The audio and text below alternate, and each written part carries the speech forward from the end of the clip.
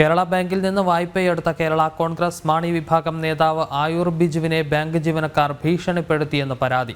എന്നാൽ വായ്പ തിരിച്ചടയ്ക്കാൻ ഫോണിൽ വിളിച്ചപ്പോൾ മോശമായി സംസാരിച്ചുവെന്ന മറ്റൊരു പരാതി ബാങ്ക് ജീവനക്കാരും പോലീസിന് നൽകി. പിണറായി ഭരണത്തിൽ ഇടതു നേതാക്കൾക്ക് പോലും രക്ഷയില്ലെന്ന് ആയൂർ ബിജു പറഞ്ഞു. ചടയമംഗലത്തിന് സമീപം ആയൂരിലുള്ള കേരള ബാങ്ക് ശാഖയിൽ നിന്ന് എടുത്ത വായ്പയിൽ 21,000 രൂപയാണ് കേരള കോൺഗ്രസ് മാണി വിഭാഗം സംസ്ഥാന കമ്മിറ്റി അംഗം ആയൂർ ബിജു അടയ്ക്കാനുള്ളത്. എന്നാൽ വായ്പ മുടങ്ങിയ വിവരത്തിന് ഒരു നോട്ടീസ് പോലും നൽകാതെ ബാങ്ക് ജീവനക്കാർ അവരുടെ സ്വകാര്യ ഫോണിൽ വിളിച്ച് ഭീഷണി മുഴക്കിയെന്നാണ് ബിജുവിന്റെ പരാതി. ഒരു ലോൺ എടുത്താൽ, ഒരു ബാങ്കിൽ നിന്ന് എടുത്താൽ അവർ നമ്മുടെ നോട്ടീസ് തരണം.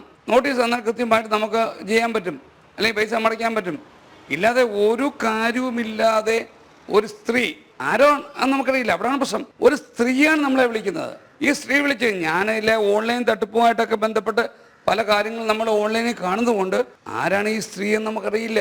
ബാങ്കിന്റെ ഔദ്യോഗികമായ ഫോണിൽ നിന്നല്ല ഇവർ വിളിക്കുന്നത്, അവിടെയാണ് പ്രശ്നം. ഞാൻ പലപ്പോഴും പല ഇടതുപക്ഷ ജനാധിപത്യ മുന്നണിക്ക് വേണ്ടി ചർച്ചകളിൽ പോവുകയും സംവദിക്കുകയൊക്കെ ചെയ്യുന്ന ആളാണ്.